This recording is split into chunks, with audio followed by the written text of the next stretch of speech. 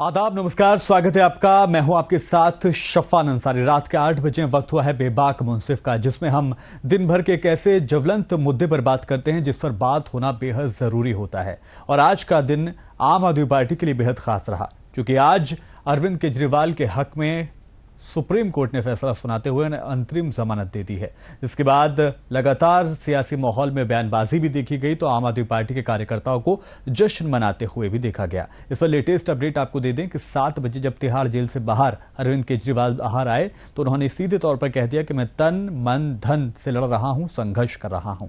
पूरी इसी को लेकर तफसील से बात करेंगे कि अब जो आने वाले जो बाकी के 4 फेज हैं उस पर कितना असर अरविंद केजरीवाल की रिहाई का होगा, किस तरीके से इंपैक्ट अपोजिशन पे होगा या सत्ताधारी पार्टी के लिए कितना नुकसानदेह हो सकता है, इसी को लेकर तफसील से चर्चा करेंगे। लेकिन उससे पहले एक रिपोर्ट आपको दिखाते हैं, फिर मेहमानों से तारुफ आपका कराएंगे।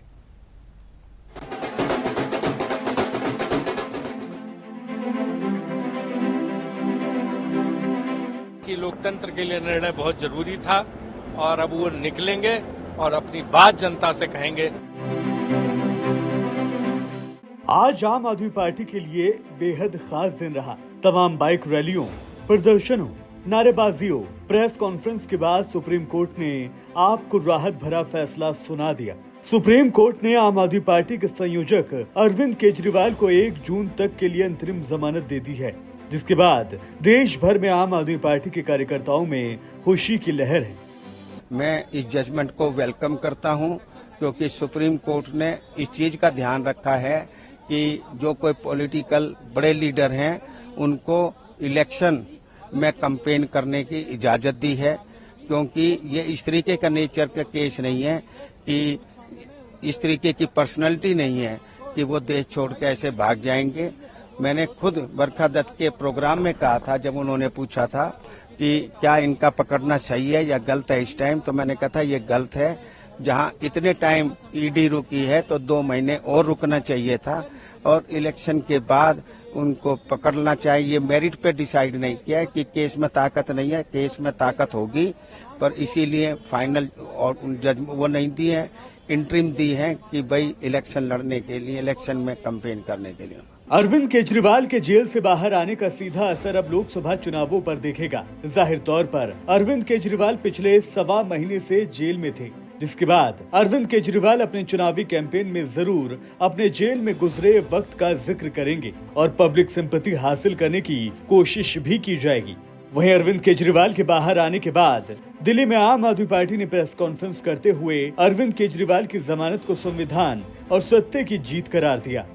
जो हम पहले से कहते आ रहे हैं कि हमें देश की कानून व्यवस्था पर पूरा विश्वास है, और आज जो फैसला सुप्रीम कोर्ट ने दिया है वो बहुत बड़ा ऐतिहासिक फैसला है। ये संकेत है कि कहीं ना कहीं देश के लोकतंत्र के साथ खिलवाड़ हो रहा है, और देश की जनता, जहां आम आदमी पार्टी भी नहीं खड़ी रह रही है लेकिन इंडिया गठबंधन का प्रत्याशी खड़ा हो रहा है, देश की जनता अब जाग जाएगी और इंडिया गठबंधन को विजयी बनाएगी। वहीं अरविंद केजरीवाल की जमानत वाली खबर पर सियासी रद्देअमल की मानो बाढ़ आ गई है, जिसमें सभी सियासी लीडरान ने अपने अपने सियासी नफे नुकसान को ख्याल में रखते हुए अपनी प्रतिक्रिया दी। सबसे पहले सुनिए कुछ वो बयान जो अरविंद केजरीवाल के बाहर आने को लेकर खासे पॉजिटिव नजर आए। माननीय सर्वोच्च न्यायालय द्वारा जो राहत आज श्री अरविंद केजरीवाल को मिली, हम उसका स्वागत करते हैं और उम्मीद करते हैं कि 4 जून के पश्चात प्रधानमंत्री मोदी, जो कि तब तक भूतपूर्व प्रधानमंत्री हो जाएंगे, उन्हें समय मिलेगा कि वो साबरमती आश्रम में बैठकर और थोड़ी आत्मचिंतन करें किस तरह की राजनीति वो करते हैं। बहुत अच्छा निर्णय सुप्रीम कोर्ट का है और मुझे लगता है कि लोकतंत्र के लिए निर्णय बहुत जरूरी था। वहीं आम आदमी पार्टी के मुखालिफिन की भीड़ भी कम नहीं है। भारतीय जनता पार्टी ने केजरीवाल के बाहर आने पर अपनी प्रतिक्रिया दी और इसको लेकर क्या कुछ कहा, सुनिए। केजरीवाल को जेल या बेल के बजाय सबसे पहले उससे मुख्यमंत्री पद से हटाना चाहिए। वो हजारों करोड़ रुपए के शराब घोटाले के एक अभियुक्त हैं, और वो अभियुक्त अब तक जेल में था और आगे भी 1 जून के बाद उसको जेल में जाना पड़ेगा। तो जेल में जो अभियुक्त है वो सरकार कैसे चला सकता है, ये एक बड़ा प्रश्न है। केजरीवाल कम से कम विक्टिम कार्ड तो नहीं खेल पाएंगे, ये तो नहीं कहेंगे कि उनके साथ भेदभाव हो रहा है, वो दुर्भावना के शिकार हैं। सारी की सारी अदालतें, सारी की सारी एजेंसियां उनके खिलाफ लगी हुई हैं, तो कम से कम इससे वो बचेंगे। और इज्जत करना सीखेंगे देश की जो लोकतांत्रिक प्रणाली है उसको। और दूसरी बात और ज़रूरी बात ये भी है कि उनको अंतरिम जमानत मिली है, उनको रिहाई नहीं मिली है और बाकायदा 2 जून को वापस उनको जाना पड़ेगा। खैर, लोकसभा चुनाव है, सियासी माहौल गर्म है। ऐसे में सभी अरविंद केजरीवाल की जमानत को अपने अपने हिसाब से भुनाने की कोशिश में रहेंगे। खुद अरविंद केजरीवाल किस तरह से इस जेल के संघर्ष को अपने वोट बैंक में तब्दील करेंगे, इसका जवाब आने वाले अवामी जलसों में जरूर नजर आएगा। ब्यूरो रिपोर्ट, मुंसिफ टीवी। अरविंद केजरीवाल जेल से रिहा हो चुके हैं। लगातार तमाम सियासी रद्देमल इस पर आ रहे हैं और इसी को लेकर अब लोग चर्चा भी करने लगे हैं कि आने वाले जो बाकी के फेज हैं उन पर क्या इम्पैक्ट इस रिहाई का होगा। इसी को लेकर चर्चा करेंगे। हमारे साथ मेहमानों का पैनल मौजूद है, उनसे आपका तारुफ करा दें। राकेश पोद्दार साहब रहेंगे, भारतीय जनता पार्टी का पक्ष रखेंगे हमारे साथ। हिमांशु साहब रहेंगे, कांग्रेस का पक्ष रखेंगे। स्वागत है आप दोनों का। बबीता अहलावत साहब रहेंगी हमारे साथ, आप की तरफ से पक्ष रखेंगी। और साथ ही दिनेश शर्मा सीनियर जर्नलिस्ट के तौर पर हमारे साथ जुड़े। सबसे पहले मैं शुरुआत आम आदमी पार्टी से ही करूंगा। बबीता जी, बेहद खास, बेहद बड़ा दिन है आज आपके लिए। आज बहुत ही बड़ा दिन है और माननीय सुप्रीम कोर्ट का हम धन्यवाद करना चाहते हैं और बजरंग बली का धन्यवाद करना चाहते हैं। इनके आशीर्वाद से आज हमारे माननीय मुख्यमंत्री जी बाहर आ गए। जी ठीक है, अब मैं एक एक प्रतिक्रिया सभी से ले लेता हूं। राकेश पोद्दार साहब, आप क्या कहेंगे? देखिए, भारतीय जनता पार्टी ने उनको जेल के अंदर भेजने का काम नहीं किया। भारतीय जनता पार्टी ना जेल भेजती ना जेल से निकालती है। सुप्रीम कोर्ट का काम है और आदेश मान्य जजमेंट जो भी था, कोर्ट ने उनको अंदर जाने के लिए बोला गया, कोर्ट ने ही जमानत दी। और मैं कहना चाहता हूँ, उनको जमानत मात्र 20 दिनों का जमानत मिला है और 2 तारीख को फिर उनको जेल के अंदर जाना है। और जो जज साहब है संजीव खन्ना जी और दिवाकर दत्ता साहब ने कहा है कि आपको मैं जमानत तभी दूंगा, आपको 4-5 हमारी शर्तें हैं। इसमें उन्होंने कहा कि आबकारी नीति पे आपको बयान कहीं नहीं देना है। दूसरी बोला कि आपका पासपोर्ट सरेंडर किया जाएगा। तीसरा, आप अपना लाइव लोकेशन हमेशा को तिहाड़ जेल भेजते रहिएगा। और दूसरी और 2 पॉइंट और उन्होंने कहा कि अगर चुनाव नहीं चल रहा होता तो मैं आपको जमानत नहीं देता, क्योंकि चुनाव जो है 5 साल के बाद आता है, इसलिए मैं आपको जमानत देता था क्योंकि आप दिल्ली के मुख्यमंत्री हो। एक अच्छी बात कही। दूसरी, उन्होंने एक और शर्त रखी है, सुप्रीम कोर्ट का शर्त है, जज साहब का जजमेंट है, संजीव खन्ना जी का और दत्ता साहब का। उन्होंने कहा कि अगर जमानत दी जाती है तो केजरीवाल सरकारी काम में दखल नहीं देंगे, ना आधिकारिक कार्य करेंगे। ऐसा हुआ तो हितों का टकराव होगा। तो कुल मिला के मैं कहना चाहता हूं, इसमें खुशी की कोई बात नहीं हुई, सिर्फ उनको अंतिम जमानत मिला है। और इस जमानत पे ऐसा नहीं होता कि आपको पूरा ही जमानत मिल गया, आपको दोबारा फिर से जाना है, इसमें खुशी होने की बात नहीं है। लेकिन आपने अगर माने गए तो तभी दोबारा से सुप्रीम कोर्ट आपको जेल भेजने की बात कर रही। ठीक है, हिमांशु साहब, आपके लिए तो मैं कहूंगा कि एक एनर्जी बूस्टर के तौर पर काम होगा, साथ में आप चुनाव लड़ रहे हैं तो।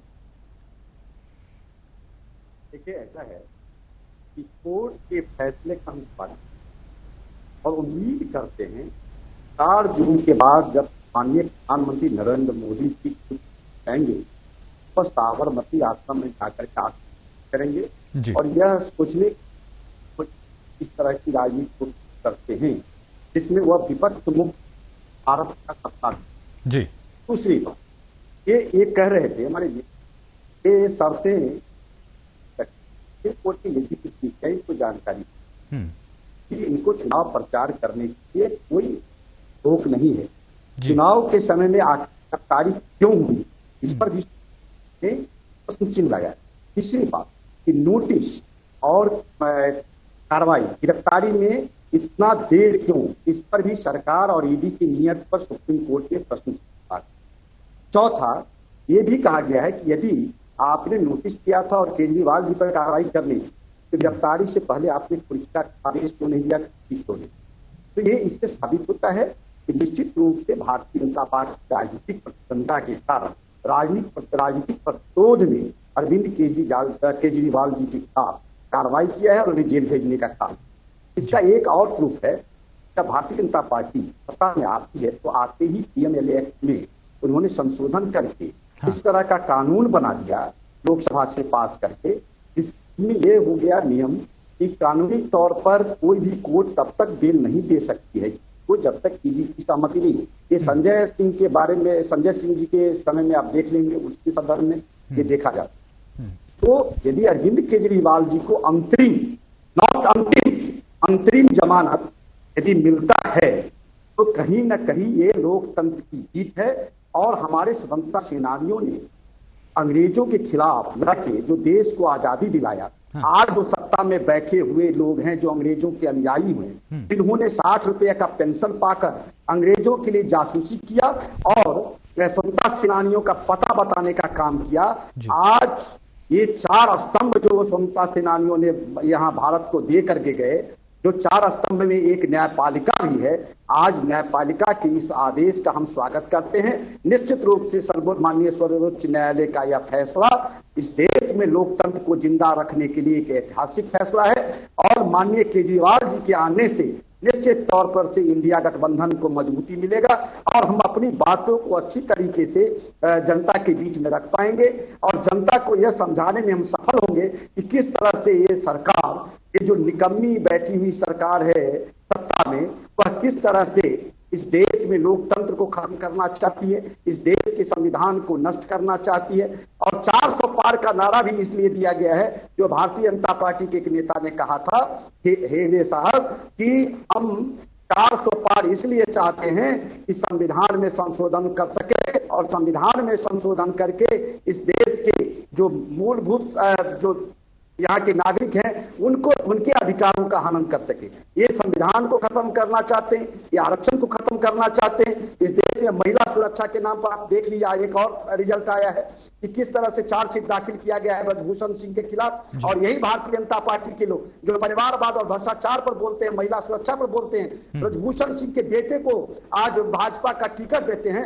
इससे बड़ा दुर्भाग्यपूर्ण कुछ बात नहीं हो सकता है। और इस चुनाव के समय में आज निश्चित रूप से भारतीय जनता पार्टी बेनकाब हो चुकी है। और माननीय प्रधानमंत्री जी जो नारा देते थे सबका साथ सबका विकास, वो तो बिल्कुल रूप से वो भूल गए हैं। अब पहली चरण के बाद आप कभी नहीं देखे होंगे कि माननीय प्रधानमंत्री जी सबका साथ और सबका विकास की बात करते हैं। ठीक है, इस पर मैं प्रतिक्रिया लूंगा, लेकिन दिनेश शर्मा साहब सीनियर जर्नलिस्ट हमारे साथ जुड़े हैं, उनकी पहली प्रतिक्रिया ले लेता हूं। सर, 3 फेज हमने देखे, अरविंद केजरीवाल किसी में भी कैंपेन में नजर नहीं आए, लेकिन अब चूंकि आज वो जब तिहाड़ से बाहर आए तो उन्होंने बयानबाजी शुरू कर दी है। क्या इम्पैक्ट देखते हैं 2024 के बाकी फेजेस पर अरविंद केजरीवाल के बाहर आने के बाद? ये आपने मुझसे सवाल किया है? जी साहब। देखिए, इस मामले में मैं ये कहूंगा कि कोर्ट ने इनको सशर्त बेल दी है जी, और उनकी जो राहत है उसमें बहुत बड़ा डेंट है। उनको फिर से जेल जाना है। और दिल्ली का जो मैंडेट है, खासतौर से मैं उस पर केंद्रित करूंगा, पंजाब पर नहीं केंद्रित करूंगा। हाँ। दिल्ली का मैंडेट कोई ज्यादा फर्क पड़ने वाला नहीं है, क्योंकि बहुत स्थितियां बदल गई हैं। बहुत लोग इसको क्रांतिकारी दृष्टिकोण से देख रहे हैं, लेकिन मैं जहां तक समझता हूं कोई फर्क पड़ने वाला नहीं है। केवल टीवी चैनलों पर इसकी धमक है, पार पे। ठीक है, बढ़ते हैं आगे। और एक बार फिर से राकेश पोद्दार साहब मैं आपके पास आना चाहूं, लेकिन उससे पहले मैं बबीता जी से एक सवाल लेना चाहूंगा। बबीता जी, अरविंद केजरीवाल साहब बाहर तो आ गए, अब क्या कुछ स्ट्रेटेजी रहेगी आम आदमी पार्टी की? देखिए, इलेक्शन का टाइम है और हम अच्छी तरीके से प्रचार कर पाएंगे। पहले हमें थोड़ा सा ये अफसोस था कि हमारे माननीय मुख्यमंत्री जी प्रचार में शामिल नहीं हो पा रहे हैं, लेकिन अब बहुत जोरों शोरों से हम प्रचार करेंगे। और मुझे पूरा यकीन है, दिल्ली की जनता पे पूरा यकीन है कि दिल्ली की जनता जरूर न्याय करेगी और लोकतंत्र को बचाने में हमारी मदद करेगी। कि अब तक दिल्ली की जनता ने ही माननीय मुख्यमंत्री जी को चुना है और उनके कामों के आधार पर ही चुना है, कि भी दिल्ली की जनता ही हमें चुनेगी और अब तानाशाही की लोकतंत्र की जीत होगी। ठीक है, लोकतंत्र की जीत होगी। और इस बीच मैं राकेश पोद्दार साहब आपके पास आना चाह रहा हूं। आपको किसी तरह की कोई फिक्र है? अरविंद केजरीवाल आए हैं, पंजाब में हमने देखा था, जेल जाने से पहले गुजरात पहुंचे थे, वो वहां पर भी हमने उनके अवामी जलसों को देखा था। तो जिस तरह से वो कैंपेनिंग करते हैं, सॉफ्ट हिंदुत्व को लेकर भी साथ चलते हैं, तो कोई फिक्र, कोई घबराहट आम भारतीय जनता पार्टी को हो सकती है, या कोई किसी भी तरह की कोई प्रतिक्रिया नहीं? देखिए अंसारी जी, हमें कहीं इनका फिक्र नहीं है। और अंसारी जी मैं कहना चाहता हूँ स्पष्ट रूप से कि मुझे कोई इनकी चिंता भी नहीं है। अगर ये गुजरात गए तो गुजरात में हम लोगों ने चुनाव जीत के बहुत बहुमत के साथ हम लोगों ने सरकार बनाने का काम किया। और भाई साहब हमारे बहुत कांग्रेस के अच्छे प्रवक्ता है, बोल रहे थे अरे भैया कुछ ज्ञान तो प्राप्त कर लो। राम मनोहर लोहिया जी की 1942 की किताब है, डायवर्सन किताब उन्होंने लिखा, जिसमें अब्दुल गफ्फार खान साहब थे, राम मनोहर लोहिया जी थे, वल्लभ भाई पटेल थे, जवाहरलाल नेहरू थे। 1942 में उनकी मंशा थी कि देश का बंटवारा चाहते, 47 आते आते धर्म के हिसाब से देश का बंटवारा कर दिया। और 1974 की बात करते, 1974 में ही कांग्रेस सभी नेताओं को जेल भेजने का काम किया इंदिरा गांधी आपातकाल के दौरान। 1976 में 5000 साधुओं को कर्तव्य पथ, जिसको हम लोग इंडिया गेट पे जो कर्तव्य पथ बनाए हैं नए, गुलामी से जंजीर को तोड़ते हुए, उस कर्तव्य पथ 5000 साधुओं को मारा गया सारी भाई। 1984 में सिखों के साथ क्या हुआ था, उनके बच्चे को गले में टायर डाल के मारने वाले सज्जन कुमार, जगदीश टैकलर, एक कांग्रेस के नेता, इनके सांसद हैं जो जेल के अंदर अभी भी हैं। और हम बात करना चाहते हैं, आप ये कहते हैं कि हम विकास की बात नहीं करते। अंसारी जी आप बताइए कि चुनाव घोषणा होने से पहले इनका एक रैली हो रहा था, जिस रैली में 3 मार्च को रखा गया था। 3 मार्च को गांधी मैदान में लालू प्रसाद यादव जी कहते हैं कि मोदी जी का कोई परिवार नहीं है, न सनातनी है। मैं पहला, दूसरा, फिर 5 मई को, मैं अभी नए वाली बात बताता हूँ, 5 मई को तेजस्वी प्रसाद यादव कहते हैं इस देश पे सभी प्रधानमंत्री हिंदू थे, सभी मुख्यमंत्री हिंदू थे, फिर भी सनातन।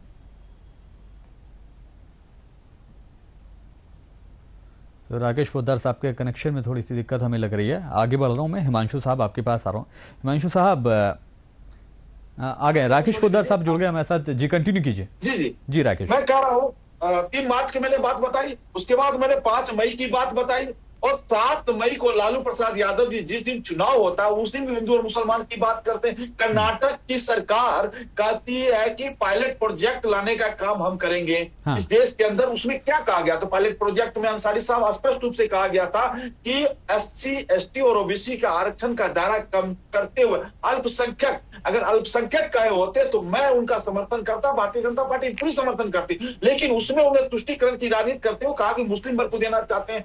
आप सेम पितौदा, इनके जो राहुल गांधी जी के स्वर्गीय राजीव गांधी जी के पुराने मित्र, राहुल गांधी जी के चाचा श्री और लालू प्रसाद यादव के मित्र, उन्होंने कहा, सिर्फ स्पष्ट रूप से कहा कि मैं पूरब के लोगों को चाइनीज दिखता हूं, उत्तर भारत के लोगों को मैं अमेरिकन दिखता हूं, अंग्रेज दिखता हूं, और दक्षिण भारत के लोग अरबी दिखते हैं। लेकिन राकेश साहब अब तो पार्टी से बाहर हो गए वो, अब मुझे नहीं लगता कि उस पर बहुत ज्यादा राजनीति करने की जरूरत है।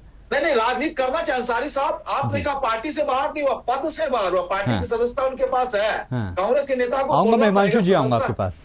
सदस्यता उनकी है, सदस्यता है। और हमारे देश के प्रधानमंत्री हमेशा विकास की बात करते हैं। आप हमसे विकास की बात पूछिए ना कि 14 में आपकी सरकार बनी तो आपने बेरोजगारी दूर की, मैं बताऊंगा, महंगाई दूर की, मैं बताऊंगा, सड़क बना कि नहीं बना, जितने मुद्दे थे उस मुद्दे पे पूछो, मैं सवाल का जवाब दूंगा। आप 19 में अगर मैंने आपसे, आप मेरे से सवाल पूछेगा 19 से लेकर 24 के बीच में, आपका हक बनता है, पत्रकार का हक बनता है, आप देश के चौथे स्तंभ है, आप हमसे पूछिए, मैं उसका जवाब दूंगा। लेकिन ये लोग ही खुद मिला के धर्म की बात करते हैं। आप बताइए, देश के प्रधानमंत्री हैं, आप अगर कहिएगा उत्तर भारत और पश्चिम भारत को बांटने की बात करें, देश के प्रधानमंत्री का गर्व नहीं बनता?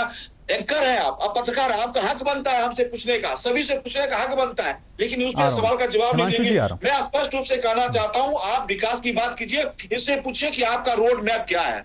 सीधा चले जाएंगे कहां पे? ब्रजभूषण सिंह पे चले जाएंगे, मणिपुर, इनको संदेश खाली नजर नहीं आएगा। सर, ब्रजभूषण हो या मणिपुर हो, ये भी मुद्दे हैं ना, ये भी तो देश का हिस्सा है ना, इन पर भी चर्चा जरूरी है। पे भी इनको जवाब देना चाहिए, संदेश खाली भी पे जवाब देना चाहिए। अगर मणिपुर पे हम जाते हैं तो संदेश खाली पे भी जवाब देना चाहिए। ठीक है, ठीक है। हिमांशु जी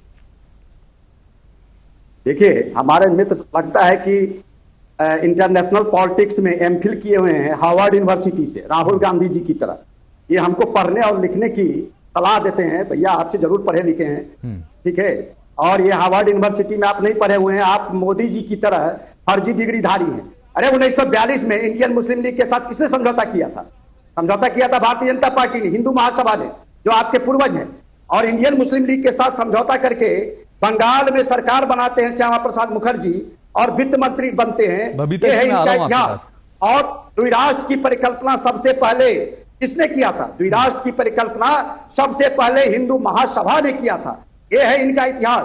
दूसरी बात, ये कह रहे थे 1977 में आपातकाल की, यदि हमने आपातकाल लागू किया तो जनता ने हमें सजा दिया, लेकिन ये अघोषित आपातकाल जो ये लागू कर दिए हैं इस देश में, जो कोरोना काल में ऑक्सीजन मांगने वाले लोगों को के ऊपर मुकदमा का धमकी दिए, प्रधानमंत्री केयर फंड का हिसाब नहीं दिए। आज देख लीजिए कितना बड़ा भ्रष्टाचार पूरे देश में हुआ, लेकिन उसकी जांच नहीं हुई। ब्रजभूषण सिंह के बेटे को आज टिकट दे दिया गया है और ये बात करते हैं, ये भ्रष्टाचार की बात करते हैं। मैं आपको कुछ दिखाना चाहूंगा कि किस तरह से ये लोग फर्जी बातें किया करते हैं। ये आयुष्मान भारत की बात करते हैं। आयुष्मान भारत में देख लीजिए, आयुष्मान भारत में कितना बड़ा फर्जी घोटाला हुआ कि पहले डिस्चार्ज डेट हो जाता है, फिर एडमिशन डेट होता है, पहले सर्जरी डेट होता है, फिर एडमिशन डेट होता है। 24.9 लाख मुर्दों का इलाज होता है, 9 लाख एक ही मोबाइल नंबर का उपयोग होता है। इतना ही नहीं, आज देख लीजिए, आज के दैनिक जागरण में छपा है, मरीज ही जाने आयुष्मान का दर्द। ये है, आपके चैनल से माध्यम से मैं दिखाना चाहता हूं, देखिए ये है आज के दैनिक जागरण का है। तो ये आयुष्मान भारत कुछ नहीं है, एक कचरा का डिब्बा और भारतीय जनता पार्टी के जो काम है, जो भ्रष्टाचार का एक काला धब्बा है इन लोगों के ऊपर। दूसरी बात, विकास की रोड मैप की बात हमारे मित्र कर रहे थे। हमने जो न्याय पत्र घोषित किया है और जो 5 न्याय और 25 गारंटी की बात हमने की है, हमने कहा है कि हम किसानों को एमएसपी देंगे, हमने कहा है कि हम किसानों का ऋण माफ करेंगे। ये जो फसल बीमा के नाम पर अपने उद्योगपति मित्रों को फायदा पहुंचाते हैं, उससे हम किसानों को निजात दिलाएंगे। एक हम रोड मैप तैयार करेंगे और फसल बीमा का तुरंत भुगतान किया जाएगा, इसकी हम गारंटी लिए। हम गारंटी लिए हैं कि हम जितनी गरीब बीपीएल परिवार की महिलाएं हैं उसको 1 लाख रुपया साल में देंगे। हम वादा किए हैं कि जो अग्निवीर योजना लेकर के युवाओं के साथ ये अन्याय किए हैं उसको हम खत्म करेंगे और परमानेंट बहाली करेंगे। 1 लाख रुपया हम बेरोजगारी भत्ता देंगे साल का और अप्रेंटिस करवाएंगे, उसकी नौकरी की हम हिमांशु जी तमाम बातें मैं मानता हूं, लेकिन इन तमाम बातों को पलीता उस वक्त लग जाता है जब सैम पित्रोदा जैसे इतने सीनियर लीडर इस तरह के बयान देते हैं। इस पर क्या कहेंगे? बिल्कुल, मैं आपको एक चीज कहूंगा, हम तो कार्रवाई करते हैं, लेकिन इनके जो सहयोगी दल हैं ये सनातन की बात करते हैं। बहुत अच्छा सवाल है आपका। ये सनातन की बात करते हैं, सनातन का उपयोग अपने राजनीतिक फायदा के लिए करते हैं। और जीतन राम मांझी पूर्व मुख्यमंत्री बिहार जो इनके सहयोगी हैं और राम से ज्यादा प्रतापी रावण को बताते हैं। इनका मुंह नहीं खुलता, दही जम जाती है इनके मुंह में, इस पर नहीं बोलेंगे। इनके नेता कहते हैं कि मंदिर में पूजा करने हिंदू पूजा करने नहीं जाते हैं, महिलाओं को छेड़ने जाते हैं। तीसरी, ये हिंदू धर्म के मुझे कमांड मिल रही है, मुझे ब्रेक लेना है, एक ब्रेक ले रहा हूं। ब्रेक के उस पार जब आऊंगा मैं आप ही से कंटिन्यू करूंगा और एक क्रॉस क्वेश्चन भी मेरे पास है, उसी के लिए चर्चा करेंगे। जारी है लगातार चर्चा, एक छोटे से ब्रेक के बाद जल्द हाजिर हो रहे हैं।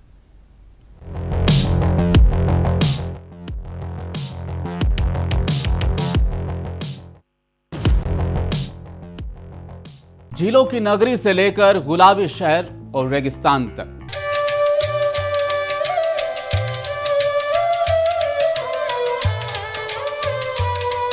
अपराध की दुनिया से लेकर सियासत के मैदान तक,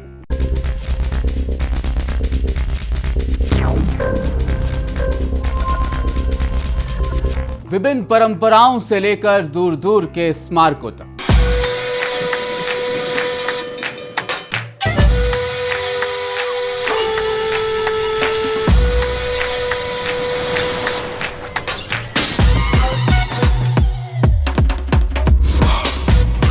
अलग अलग धर्मों से लेकर विभिन्न कलाओं तक, कैसा है राजस्थान?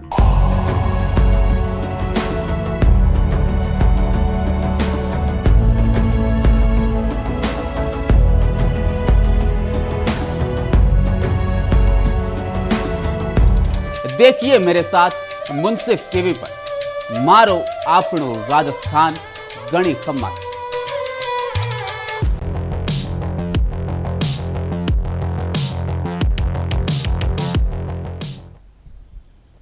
अब ब्रेक के बाद बढ़ेंगे आगे। एक बार फिर से मैं हिमांशु साहब के पास ही जाना चाहूंगा। हिमांशु साहब, हम बात कर रहे थे और आप ये इल्जामात लगा रहे थे कि बहुत कुछ भारतीय जनता पार्टी के द्वारा भी किया जाता है, बहुत से इल्जामात आप उनके ऊपर लगा रहे थे, लेकिन यहाँ पर एक कमी आपके अंदर जो मैं as a voter, as a नागरिक देखता हूँ, वो ये कि आप उस तरीके से उसकी मुखालफत, उस तरीके से उसका धरना प्रदर्शन या उस पर अपनी नाराजगी नहीं दिखा पाते जिस तरीके से भारतीय जनता पार्टी दिखाती है।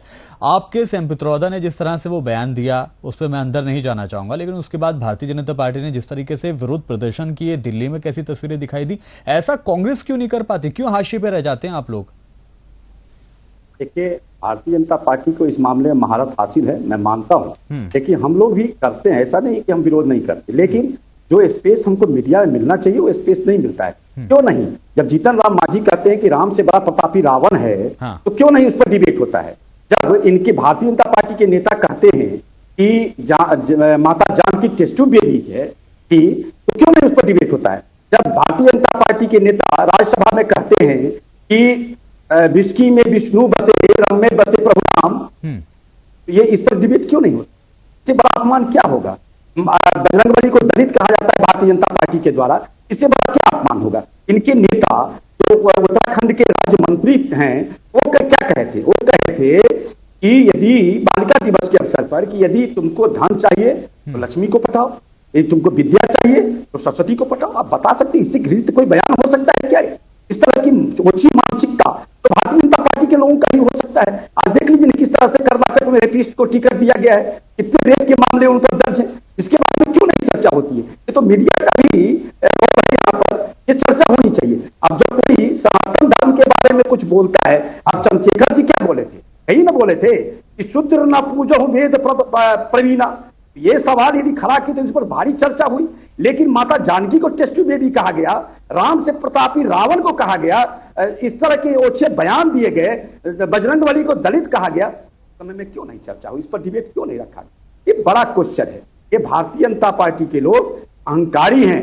जब रावण का अहंकार नहीं रहा, कंस का नहीं रहा, तो इनका कहां से रहेगा? ये प्रभु राम से बड़े अपने आप को मानते हैं। आप देखे होंगे रथ यात्रा, याद कीजिए, लाल कृष्ण आडवाणी जी रथ पर चलते थे और प्रभु राम, माता जानकी और भ्राता लक्ष्मण पैदल चलते थे। इस तरह से सनातन का इन लोगों ने अपमान किया, इस पर चर्चा कहां हो रही है? आप देख लीजिए, आज जो पोस्टर लगा था उसमें नरेंद्र मोदी जी आदरणीय प्रधानमंत्री का बड़ा सा फोटो था और उंगली पकड़ के प्रभु राम चल रहे थे। इससे बड़ा अपमान क्या हो सकता है? एक गाना चला था, आप सुने होंगे, जो राम को लाए हैं हम उनको लाएंगे। राम को लाने वाले कौन है?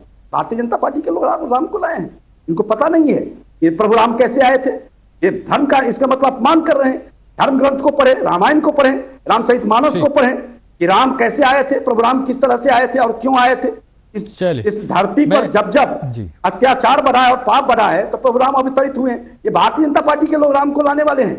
इतना अहंकार कहां से आ गया इन लोगों के मन में? ठीक है राकेश पोद्दार साहब, मैं आपसे जवाब लूंगा, लेकिन इस बीच में बबीता जी के पास आना चाहूंगा। बबीता जी बार बार कुछ कहना चाह रही थी जी। आवाज नहीं आ रही थी, अभी आप सुन पा रही हैं? बबीता जी सुन पा रही हैं? जी, क्या कुछ कहना चाह रही थी? मैं यही कहना चाहती थी कि बीजेपी के प्रवक्ता बीजेपी की जो असली बातें वो नहीं बताना चाहते हैं कि किस तरीके से इन्होंने सारे भ्रष्टाचारियों को जोड़ के भारतीय भ्रष्टाचारी जोड़ो पार्टी बना दी जी। और आज अब तो हमारे माननीय मोदी जी प्रधानमंत्री जी हैं, किसके लिए प्रचार कर रहे हैं जी? एक जो क्रिमिनल है जिसने 3000 वीडियो बनाई है दुष्कर्म की, जिसकी वीडियो वायरल हुई है, उसके लिए हमारे माननीय प्रधानमंत्री जी प्रचार कर रहे हैं। ये बेटी बचाओ बेटी पढ़ाओ का नारा देके आज एक रेपिस्ट के लिए प्रचार कर रहे हैं। मतलब इतनी भारतीय जनता पार्टी बुरी हालत हो चुकी है कि इनके पास लोग नहीं है साफ सभी के, इनको क्रिमिनल्स को टिकट देनी पड़ रही है। ब्रिजभूषण शरण सिंह जिसके खिलाफ सारे आरोप सिद्ध हो चुके हैं, उसके खिलाफ कितना बड़ा पहलवानों ने आंदोलन किया था, उसके लिए माननीय प्रधानमंत्री जी ने बबीता जी उसका आरोप तो बेटे को टिकट दे दिया। आज कोर्ट में मणिपुर चल रहा है, 1.5 साल से मणिपुर के ऊपर प्रधानमंत्री जी आज तक एक शब्द भी नहीं बोले। और सारे जितने भी भ्रष्टाचारी, अजीत पवार है, छगन भुजबल है, जितने भी बड़े बड़े भ्रष्टाचारी हैं जिनके खिलाफ माननीय प्रधानमंत्री जी बोलते थे, आज वो सारे बीजेपी में आ गए। सबको बीजेपी में शामिल करा दिया गया है और बीजेपी के द्वारा उनको टिकट दी जा रही है। मतलब इतनी बुरी हालत हो चुकी है बीजेपी की कि इनको अच्छे साफ छवि के लोग भी नहीं मिल रहे इलेक्शन लड़ने के लिए। और ये बात करते हैं कि हमने काम किया है, क्या काम किया? ये काम के आधार पे वोट मांगे? अगर इन्होंने कुछ भी 10 सालों में ये कहते थे महंगाई की मार, अब की बार बीजेपी सरकार, और महंगाई का आप आज देखिए हालत क्या है कि आम जनता इतनी परेशान हो चुकी है महंगाई से। और मतलब महंगाई कम होने तो बहुत दूर की बात है, शायद अब तक की जो सबसे मैक्सिमम महंगाई है वो अब आज के टाइम में पेट्रोल है वो 100 रुपए के ऊपर हो चुका है, गैस सिलेंडर 1000 रुपए से ऊपर हो चुका है, आम जनता का जीना दुश्वार हो चुका है, इतनी महंगाई हो चुकी है। ना कभी एजुकेशन पे बात करते हैं, बस हिंदू मुसलमान इनके पास एक ही टॉपिक होता है, राम मंदिर लेके आ जाएंगे, हिंदू मुस्लिम लेके आ जाएंगे और बार बार एक ही बात कह रहे हैं कि हमें 400 पार सीटें मिलेंगी तो हम संविधान को बदल देंगे। इनकी इंटेंशन तो संविधान को बदलने की है, लोकतंत्र बिल्कुल खत्म ही करना चाहते हैं। ठीक है, मैं आगे बढ़ रहा हूं। दिनेश शर्मा साहब, आप सुन पा रहे हैं मुझे?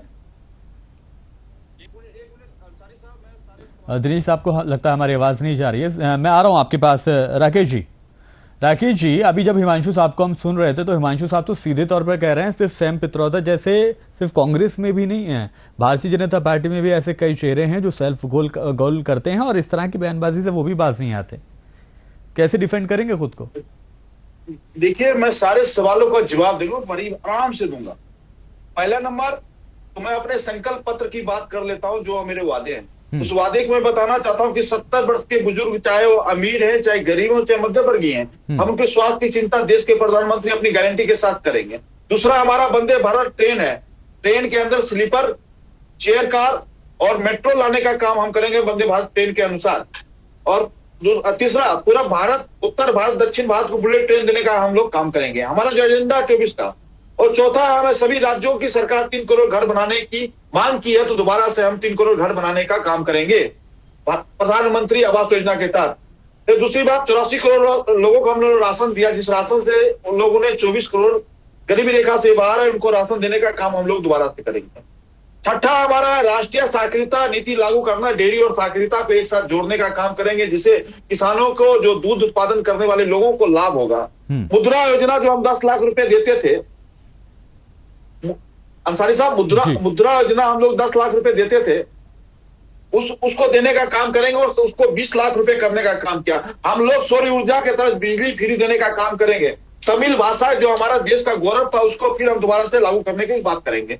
10वां, हमारा तीन प्रकार की बुनियादी है इस देश के अंदर, जो सोशल, डिजिटल और फिजिकल, इसमें हम लोग राकेश जी, ये तो हम सुनते हैं, ये चीजें तो हम सुनते हैं ना।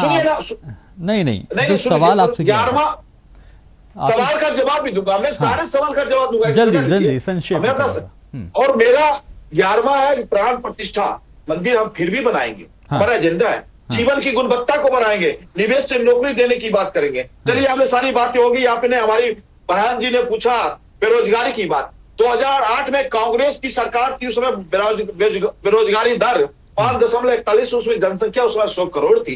आज 2024 की मैं बात करता हूं, बेरोजगारी दर 6.57% है। आज जनसंख्या हमारा लगभग 140 करोड़ से ऊपर पार कर चुका है। तो इनको सोचना चाहिए। महंगाई की बात कही बहन जी, आप कांग्रेस के साथ हैं, कांग्रेस के नेता से पूछिए, उस समय महंगाई दर 2014 में जब आप छोड़ के गए थे कांग्रेस, उस समय 11% था। आज महंगाई दर अंसारी साहब मात्र 4.8 पॉइंट है। तो मैं हर मुद्दे को सवाल का जवाब देना चाहता हूं और मैं कहना चाहता हूं, आपने कहा आडवाणी की बात, वही आडवाणी जी है, राम मंदिर बनाने में सहयोग किए थे और लेके संकल्प लिए थे। आपके लालू प्रसाद यादव जी उस रथ को रोकने का काम किया और आप यही राहुल गांधी तंज कसा करते थे कि मंदिर नहीं बनाएंगे, समय नहीं बताएंगे। हमने हिमांशु जी सुनिए, मंदिर भी बनाने का काम किया। आप आइए कर्नाटक की बात, कर्नाटक में जब करें कि वहां के प्रधानमंत्री के साथ जाके प्रचार कर रहे थे, वहां के कांग्रेस के जो नेता, जो विपक्ष में रमन्या के सामने जो चुनाव लड़ रहे थे कांग्रेस के नेता, 3000 वीडियो में, लगभग 200 वीडियो में उसका भी फोटो है, उसका भी वायरल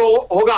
आप चिंता मत कीजिए। और कोई भी भ्रष्टाचारी होगा, चाहे वो भारतीय जनता पार्टी के अंदर होगा, चाहे कांग्रेस के अंदर होगा, वो जेल जाने का काम करेगा। और दूसरी बात मैं और कहना चाहता हूँ, ये भाई साहब कहते भ्रष्टाचार, मैं भ्रष्टाचार का जन्नी में बताता हूँ कांग्रेस कैसे है।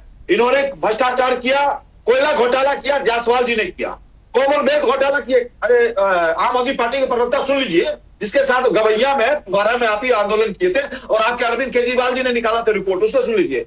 कोयला घोटाला किया, कॉमनवेल्थ घोटाला किया, 2G घोटाला किया, INS मीडिया घोटाला किया, ये सेल मैक्सिस घोटाला किया, अंतरिक्ष नवाज घोटाला किया, जम्मू क्रिकेट एसोसिएशन का घोटाला किया, अगस्ता वेस्टलैंड घोटाला, जो प्रियंका गांधी के सहयोगी जो संदीप जी है वो आरोपी पकड़े गए और प्रियंका गांधी भी 4 जून के बाद जेल जाएगी। मैं स्पष्ट रूप से कहना चाहता हूं। और आपने कहा ईडी और सीबीआई की बात कहा, 2019 में एक कानून आया था जिस कानून से 5000 केस देश के अंदर चल रहे हैं। और आपको कपिल सिब्बल सुन लीजिए, सुनिए, आपने छेड़ा, अगर छेड़े हैं तो सुन लीजिए, या तो छेड़ते नहीं तो विकास की बात करते। अगर आपने छेड़ा तो सुन लीजिए, आपके ही कपिल सिब्बल मनोज सिंघवी को 2006 में सुप्रीम कोर्ट ने कहा था कि आज कानून में प्रावधान चाहिए, नहीं चाहिए। 2012 में सुप्रीम कोर्ट ने कहा ईडी और सीबीआई की इस्तेमाल कांग्रेस करती है, कांग्रेस के नेताओं ने किया, इनको ही फटकार लगी थी, हमें नहीं लगी थी। हम लोगों ने 2019 में संशोधन किया, जिस संशोधन में 125 मामले हैं देश के अंदर प्रोटेक्शन चलाना चाहते हैं कि ईडी और सीबीआई का इस्तेमाल भारतीय जनता पार्टी नहीं करती है। आज भारतीय जनता पार्टी ईडी और सीबीआई का इस्तेमाल करती तो अरविंद केजरीवाल जेल के अंदर होते, लेकिन हम लोग ईडी और सीबीआई की इस्तेमाल करते हैं। आप देख सकते हैं किस तरह हमारे जज साहब, दोनों जज साहब ने बेंच ने इनको क्या राय दी। 20 दिन के अंदर फिर इनको जेल के अंदर जाना है और इनको इंस्ट्रक्शन दिया गया कि आप देश छोड़ के नहीं जा सकते हैं, आप पॉलिटिकल बयान नहीं दे सकते हैं, आप इस मुद्दे पे नहीं बोल सकते हैं, और आपको सारा दिया गया, फिर भी आप ऐसी बातें करते। देश को कहां ले जाना चाहते? हम तो विकास की बात करते हैं। अरविंद केजरीवाल 2012 में आंदोलन किए थे, शीला दीक्षित को गाली देती थी, बेचारी इतनी अच्छी थी कि दिल्ली के अंदर इतना अच्छा काम किया था। मैं भारतीय जनता पार्टी का एक नेता होकर, नागरिक होने के नाते मैं उनको सराहना देना चाहता हूं। दिल्ली के अंदर उन्होंने बहुत काम किया, लेकिन उस बेचारी की सत्ता से बाहर करने वाला अरविंद केजरीवाल, आज कांग्रेस के नेता हाथ उठा के ऐसे बोलते हैं। उसमें आपकी अरविंद केजरीवाल आपको कहते थे कि सोनिया गांधी को मैं जेल भेजने का काम करूंगा, यही कहता था कि संजय जायसवाल को जेल भेजने का काम करूंगा, सभी लोगों को, मनमोहन सिंह जी को नहीं छोड़ा इन्होंने, उनको कहा जेल भेजने का काम करूंगा। शीला दीक्षित दुनिया से चली गई, स्वर्गीय हो गई, लेकिन उसके कामों को इन्होंने नकार कर आज उनके साथ गलबैया बैठाए हैं। कहते मैं बहुत कट्टर ईमानदार हूँ, कट्टर ईमानदार हूँ, कट्टर बेईमान है। सत्येंद्र जैन जैसे लोग जेल के अंदर हैं,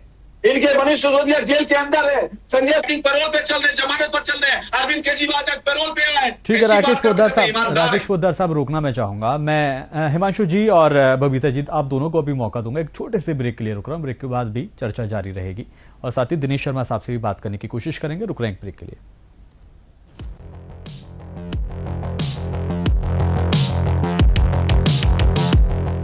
झीलों की नगरी से लेकर गुलाबी शहर और रेगिस्तान तक,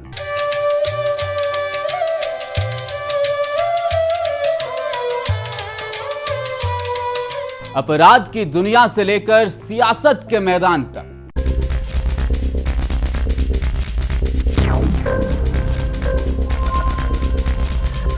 विभिन्न परंपराओं से लेकर दूर दूर के स्मारकों तक,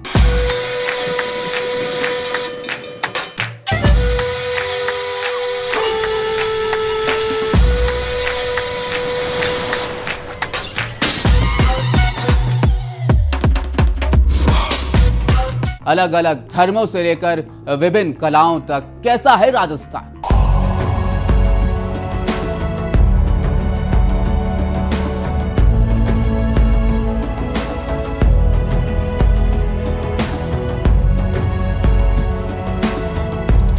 देखिए मेरे साथ मुंसिफ टीवी पर, मारो आपणो राजस्थान गणी खम्मा।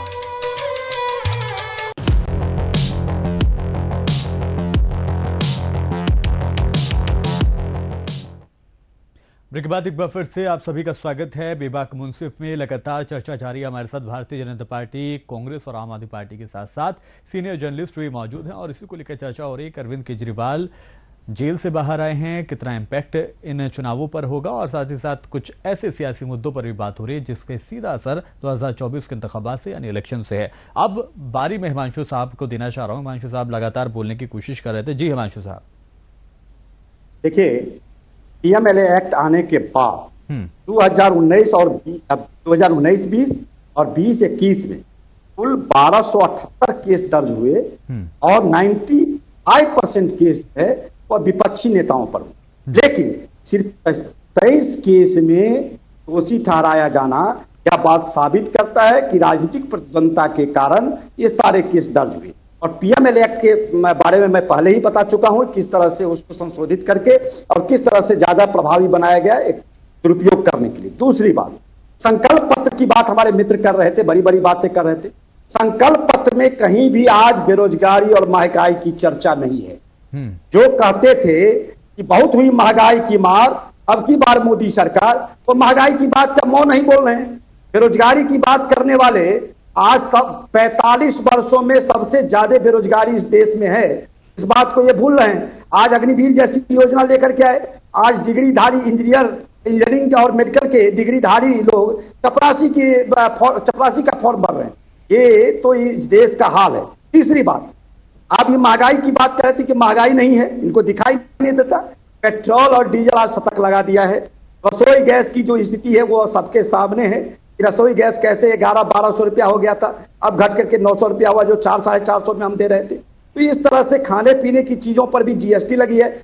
सबसे बड़ा आश्चर्य इस देश में है, कोई भी विकसित देश शिक्षा पर जीएसटी नहीं लगाया है। आज भारत में शिक्षा पर 18% जीएसटी लगाना यह साबित करता है कि यह सरकार कितना बड़ा युवा और शिक्षा विरोधी है, ये समझा जा सकता है। ये कह रहे थे हमारे मित्र कि 24 करोड़ लोगों को हम राशन देते हैं। आज तो दुर्भाग्य है इस देश में कि 24 करोड़ लोगों को राशन देना पड़ रहा है। आप उसको अपने पैरों पर खड़ा करते, उसको रोजगार देते, राशन देने की क्या आवश्यकता थी? यह तो देश के हालात को बयान कर रहा है कि आज देश की क्या हालात है कि 24 करोड़ लोग 5 किलो अनाज पर टिके हुए हैं। इससे बड़ा दुर्भाग्य इस देश में कुछ नहीं हो सकता है। अब ये कह रहे थे किसानों की आय के बारे में बड़ी बड़ी बातें कर रहे थे। किसानों की आय आज 18 वर्षों में सबसे कम है, ये इनको जानकारी होना चाहिए। और एमएसपी इतना कम ये दे रहे हैं कि आज गेहूं मार्केट में आया है तो जो एमएसपी ये दे रहे हैं, सरकार जो घोषित की है, उससे ज्यादा रेट मार्केट में है। 2200-2250 रुपया एमएसपी है। आज देख लीजिए 2500 से ज्यादा मार्केट में गेहूं बिक रहा है। इसका मतलब है इनकी नीयत में खोट है। भ्रष्टाचार की बात कर रहे हैं, इनको पता होना चाहिए। भारतीय जनता पार्टी के राष्ट्रीय अध्यक्ष रहे बंगारू लक्ष्मण, पूरे दुनिया ने देखा किस तरह से बंगारू लक्ष्मण ऑन कैमरा पैसा लेते हुए देखे गए थे। ये भ्रष्टाचार की जननी नहीं, ये गंगोत्री हैं भ्रष्टाचार के। जहां से भ्रष्टाचार उत्पन्न होता है ये भारतीय जनता पार्टी के लोग हैं। और एक वॉशिंग मशीन रखे हुए हैं, इतना इस देश में भ्रष्टाचारी है, उस वॉशिंग मशीन में आता है और भ्रष्टाचार का दाग धुल जाता है। चाहे आप देख लीजिए हेमंत बिश्व शर्मा हो, अजित पवार हो, अशोक चौहान हो, जिसको भ्रष्टाचारी और परिवारवादी भी कहते हैं। आज देख लीजिए राज्यसभा के बीजेपी। एक सेकेंड थोड़ा सा समय दीजिए। ये कह रहे थे 2G कोयला घोटाला, याद होगा आपको कि भारतीय जनता पार्टी सत्ता में आने से पहले कहते थे 2G जीजाजी। अरे 10 वर्षों में आपने क्यों नहीं कार्रवाई किया? 2G घोटाला पर तो सुप्रीम कोर्ट ने क्लीन चिट दे दिया, हमने तो कार्रवाई की थी 2G पर। आप तो झूठ का झूठ बोलते हैं। नीतीश कुमार जी कहते हैं कि बीजेपी का मतलब होता है बड़का झूठा पार्टी। और सबसे बड़ी बात, जिस नीतीश कुमार के साथ ये सरकार में है, उस नीतीश कुमार के बारे में अमित शाह जी जाके बयान देते हैं कि कुछ भी हो जाए, नीतीश कुमार जी के लिए हमने अपना दरवाजा और खिड़की दोनों बंद कर लिया है। बीजेपी का दरवाजा और खिड़की बंद है। अब तो जनता पूछना चाहती है, कुंडी लगाना भूल गए थे क्या? एक गाना है भोजपुरी में, कुंडी ना खड़काओ राजा, सीधे अंदर आओ राजा। ये तो इस तरह से नीतीश कुमार जी के लिए स्वागत कर लिए हैं और बुला रहे हैं नीतीश कुमार जी को। ये इनका कच्चा चिट्ठा है। भ्रष्टाचार, परिवारवाद, सनातन, कितना इनका रटाया मुद्दा है, सारे मुद्दों पर एक्सपोज हो गए हैं। सनातन का सबसे ज्यादा दुरुपयोग राजनीतिक फायदे के लिए किया तो बीजेपी ने किया, और सबसे ज्यादा सनातन देवी देवताओं का अपमान किसी ने किया तो भारतीय जनता पार्टी के नेताओं ने किया। भले ही मीडिया में इसकी चर्चा नहीं हो, लेकिन देश जानता है कि किस तरह से हिंदू देवी देवताओं का अपमान भारतीय जनता पार्टी के नेताओं के द्वारा किया गया। ठीक, हिमांशु जी, मैं थोड़ा सा आगे बढ़ना चाह रहा हूं। दिनेश साहब से चर्चा में मैं बहुत ज्यादा इन्वॉल्व उनको नहीं कर पाया हूं। दिनेश शर्मा साहब, आप लगातार चर्चा को सुन रहे होंगे और अभी हिमांशु साहब के द्वारा जो इल्जामात लगाए गए कि शिक्षा पर, दिनेश साहब सुन पा रहे हैं क्या आप? दिनेश साहब, अपना माइक आप अनम्यूट कीजिए, आपकी आवाज हम तक नहीं पहुंच रही है। अभी आवाज आ रही है आपको हमारी? आपकी आवाज आ रही है जी। मैं आपको चाहूंगा कि आप भी इन्वॉल्व अच्छे से हों, क्योंकि आपके साथ नेटवर्क शायद मुझे लग रहा है कि कमजोर थे या टेक्निकल इशू था कुछ।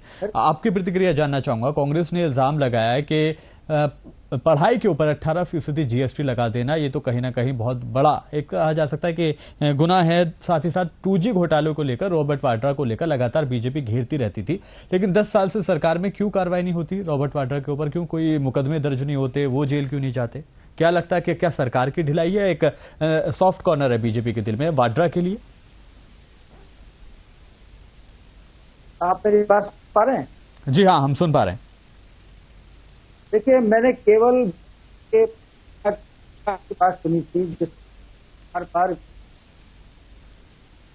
तो मैं उस पर बोलना चाहूंगा कि ये इलेक्शन अब विकास पर नहीं हो रहा है। हाँ। विकास का मुद्दा बिल्कुल समाप्त हो चुका है। अब ये इलेक्शन गालियों पर हो रहा है।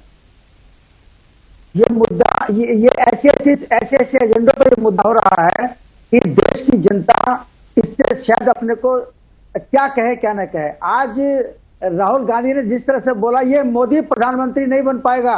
हाँ। ये क्या लैंग्वेज है? क्या इससे भाजपा को लाभ नहीं पहुंचेगा? उन्होंने जिस प्रकार के, ये अखिलेश यादव ने जिस प्रकार की बातें कही हैं, उससे इनको नुकसान नहीं पहुंचेगा। सीधी बात यह है कि ये इलेक्शन बहुत ही एक ऐसे मोड पर है जिसमें कि केजरीवाल को आपने इन्वॉल्व किया है। जिस समय केजरीवाल साहब की छवि बहुत अच्छी थी, तब वो दिल्ली की कोई सीट नहीं जीत पाए थे लोकसभा की। और ये सब जानते हैं कि पंजाब का इलेक्शन तो कनाडा से बैठ के खालिस्तानी आतंकवादियों ने लड़ाया था। उस पंजाब के इलेक्शन की कमान इनके हाथ में थी ही नहीं। वो तो कमान खालिस्तान के आतंकवादियों की थी। पंजाब के लोगों को थ्रेट था कि आप आम आदमी पार्टी को वोट करिए, और इसलिए वो स्वीप कर गए वहां पर। हाँ। मुझे नहीं लगता अंसारी साहब की केजरीवाल साहब के रिहाई से जी कोई नया परिवर्तन आएगा। कोई सीट मुझे नहीं लग रही दिल्ली के अंदर कि जो ये जीत पा रहे हो, और यही मुझे पंजाब में लग रहा है इस बार वहां पर खेल की दूसरा होगा। ठीक है बबीता जी, इनकी रिहाई से कोई फर्क पड़ने वाला मुझे नहीं लगता है। जी बबीता जी, सुना आपने, सीनियर जर्नलिस्ट कह रहे हैं सीधे तौर पर कोई फर्क नहीं पड़ेगा। आवाज नहीं आ रही आपकी। अभी आप सुन पा रही हैं बबीता जी? बबीता जी सुन पा रही हैं? तो उनकी आवाज में कोई इशू है। राकेश पोद्दार साहब, दिनेश शर्मा साहब ने तो कह दिया कि कोई फायदा नहीं मिलेगा। आप किस नजरिए से देखते हैं केजरीवाल की रिहाई को? वापस मैं समेटने की कोशिश कर रहा हूं इस मुद्दे को। देखिए, अरविंद केजरीवाल हो, चाहे राहुल गांधी हो, चाहे लालू प्रसाद यादव हो, चाहे ममता बनर्जी जी हो, चाहे अखिलेश यादव हो, हाँ। हम लोग किसी को नहीं समझते हैं कि हमारे कुछ नुकसान करने वाली बात है। हमें तो अपने एजेंडे पे काम करना है, हमने विकास की बात करना है। और आप ये भाई साहब हमारे कह रहे थे कि बदले की भाव से हम लोग राजनीति करते हैं। सोनिया गांधी जी, राहुल गांधी जी, भंडारा साहब 7 बार जमानत ले चुके हैं पटियाला कोर्ट से। इनको मालूम है कि नहीं मालूम है? इनको मालूम कर लेना चाहिए। और इन्होंने कहा 84 करोड़ लोगों को राशन देने की बात कही। भाई साहब को आंकड़े भी नहीं पता, 24 में घूम रहे थे। मैं स्पष्ट रूप से कहना चाहता हूं, अंसारी साहब, जो भारतीय खाद्य निगम है, और खाद्य निगम क्या करती है, 3 साल यानी 2 साल का स्टॉक अपने घर में रखती है। नया फसल आता है, 1 साल का फसल निकाल के बाहर रखा जाता है। तो ये लोग क्या करते थे, कांग्रेस की सरकार उस फसल को निकालकर पौने भाव में 1 रुपया 2 रुपया में बिचौलिया को दे दिया जाता था। अगर वही फसल को, वही में गेहूं और चावल को और चीनी को मैं अगर मैं गरीब के घर पहुंचाने का काम कर रहा हूं, तो कौन सी गलत काम कर रहा हूं? उससे 24 करोड़ लोग गरीबी रेखा से बाहर आए। और उसके बाद ये बात करते हैं कि भारत की शिक्षा पे जीएसटी लगाया हुआ है। मैं स्पष्ट रूप से कहना चाहता हूं, भाई साहब को पता ही नहीं है भारत की शिक्षा पे जीएसटी लगाना चाहता, तो मैं आज आपके चैनल पे कहना चाहता हूं कि मैं प्रवक्ता पद से मैं इस्तीफा दे दूंगा और भारत का एक नागरिक बन के रहूंगा, और मैं इनके जूते में पानी पी लूंगा, और सोनिया गांधी के जूते में पानी पी लूंगा। जीएसटी लगा हो, इनको मालूम नहीं है। झूठ से फैलाने वाले लोग देश को गुमराह करने वाले लोग हैं। अंसारी साहब, देश को गुमराह करने वाले लोग हैं। मैं आपके चैनल पे कहना चाहता हूं, अगर जीएसटी लगा होगा तो मैं अभी आपके सामने आपके जूते का पानी पीऊंगा। ठीक है हिमांशु साहब, बहुत बड़ा चैलेंज कर रहे हैं आपको ऑन एयर, लेकिन गलत बात करते हैं, देश को गुमराह करने की बात करते हैं। इनको मत करिए, आज रिजाइन करिए, नेशनल चैनल पर आकर के झूठ मत बोलिए। झूठ बोलना आपकी फितरत हो सकती है, लेकिन इतना बड़ा झूठ कम से कम मत बोलिए। 18% जीएसटी है, मैं ताल ठोक के कहता हूँ। आप देखिए जितने कोचिंग सेंटर है उस पर 18% जीएसटी लगता है। आप गलत जानकारी दे। अंसारी साहब इसको पढ़िए, अंसारी साहब इसको पढ़िए, आपके चैनल पर दिखाना चाहता हूँ, इसको पढ़ के दिखाइए। जीएसटी लगा होगा, मैं इनके जूते का पानी पीऊंगा।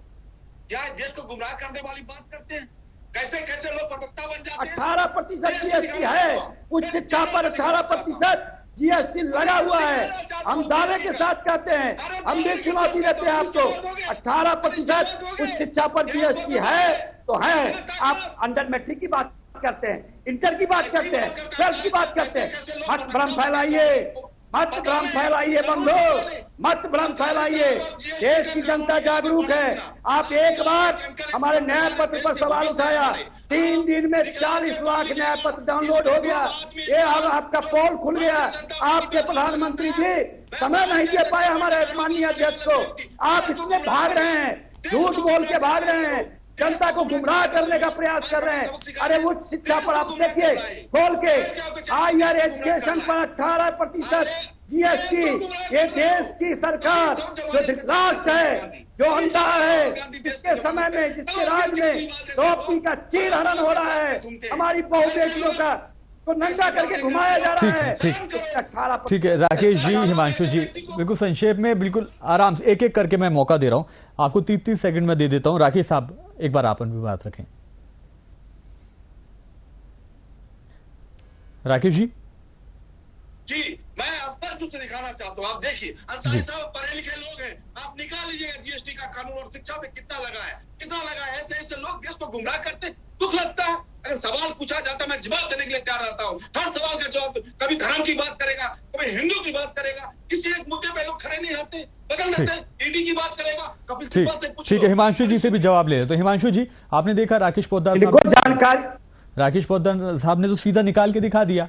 आपके पास कोई आप गूगल कर लीजिए, मेरे पास अभी मोबाइल नहीं है, आप गूगल कर लीजिए। उच्च शिक्षा पर 18% जीएसटी है। हम मानते हैं कि 12वीं से नीचे जो शिक्षा है वो फ्री है इस देश में, लेकिन उच्च शिक्षा और टेक्निकल शिक्षा जो है उस पर 18% जीएसटी है।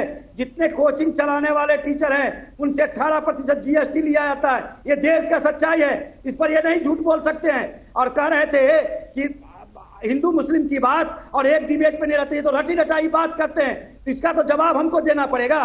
विषयांतरित कौन होता है? आज यह चुनाव 10 साल के शासन के मूल्यांकन का है, लेकिन किसने मंगलसूत्र का बात किया, किसने हिंदू मुसलमान का बात किया? ठीक है, बात निकलेगी तो बहुत दूर तक जाएगी। मैं समझ रहा हूं, मुझे अपनी वाइंड अप भी करना है। मैं राकेश जी पोद्दार साहब, वक्त मेरे पास कम है, मैं माफी चाहूंगा आप दोनों से ही, लेकिन आप लोगों का शुक्रिया भी अदा करना चाहूंगा। राकेश साहब हमारे साथ जुड़े, आपने भारतीय जनता पार्टी का पक्ष रखा।